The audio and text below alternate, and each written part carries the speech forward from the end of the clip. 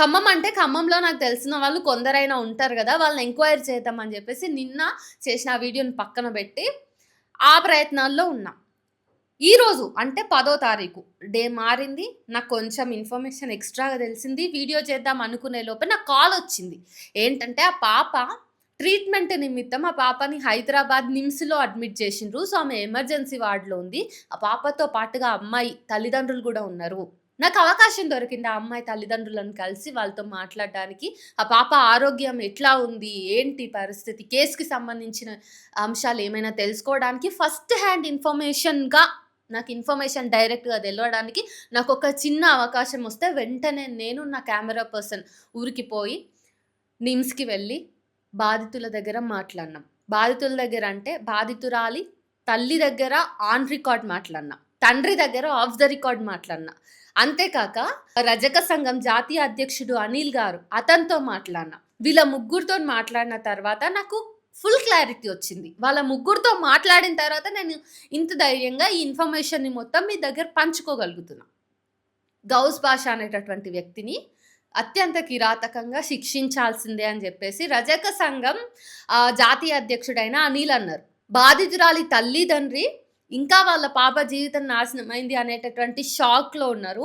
వాళ్ళు చెప్తున్నది చాలా బలంగా చెప్తున్నదేంటంటే, ఇంకా ఏ కూతురు కూడా ఇలాంటి దారుణమైనటువంటి పరిస్థితిలో ఉండకూడదు.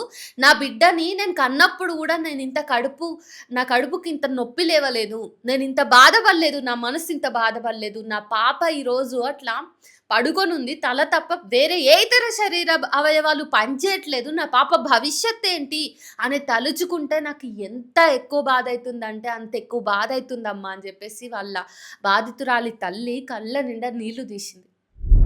ప్రభుత్వం నుంచి ఒకటి అర కాల్సొచ్చినాయి. మేము జూసుకుంటాం, మేము సహాయంగా ఉంటాం అని జెప్పేసి మాటిచ్చిండ్రు అని తెలుస్తుంది. కానీ ఆ మాట మీద వాళ్ళు ఎంత వరకు నిలబడతారు అనేది నాకు తెలీదు. ఈ కేస్‌ని ఫాలో అప్ జేయడానికి బాధితురాలికి న్యాయం జరుగుతుందా లేదా అనే విషయంలో అడుగడుగున తెలుసుకోవడానికి నేను యాక్టివ్‌గా ఈ కేస్‌లో ఇన్వాల్వ్ అవుతాను. అది నేను గ్యారంటీ ఇవ్వగలను. కానీ ప్రభుత్వం చిత్తశుద్ధితోటి ఆలోచించి అంటే బాధితురాలి కులంని బట్టి, మతంని బట్టి యాక్షన్ తీసుకోకుండా ఒక అమ్మాయి దగా పడ్డది. ఒక అమ్మాయి అన్యాయానికి గురైంది. ఆ అమ్మాయి భవిష్యత్తు మొత్తం ఇప్పుడు అంధకారంలో ఉంది. ఆ అమ్మాయికి బాడీ మొత్తం రికవర్ అవుతదనే గ్యారంటీ లేదు. ఇంతకుముందు ఆ అమ్మాయి ఆడుకున్నంత స్వేచ్ఛగా, అంత ఫ్రీగా ఆమె బాడీని మూవ్ చేసుకుంటూ ఆడుకుంటది మళ్ళీ అనేటటువంటి గ్యారంటీని ఇంకా డాక్టర్స్ గూడా ఇస్తలేరు. ఆ అమ్మాయి ఆరోగ్య పరిస్థితి చాలా దారుణంగా ఉంది. విషమంగా ఉంది. బాడీ పార్ట్స్ మొత్తం ఇంటర్నల్‌గా గూడా బ్లీడ్ అయింది. ఇంటర్నల్ పార్ట్స్ కూడా విరిగిపోయినాయి. సో, ఆ అమ్మాయి మళ్ళీ గతంలో లాగా తన నుంచి అంత స్వచ్ఛమైన నవ్వును, ఆమె గత జీవితాన్ని మనం చూస్తామనే నమ్మకం లేదు అని జెప్పేసి వాళ్ళ అమ్మ గూడా ఏడుస్తుంది.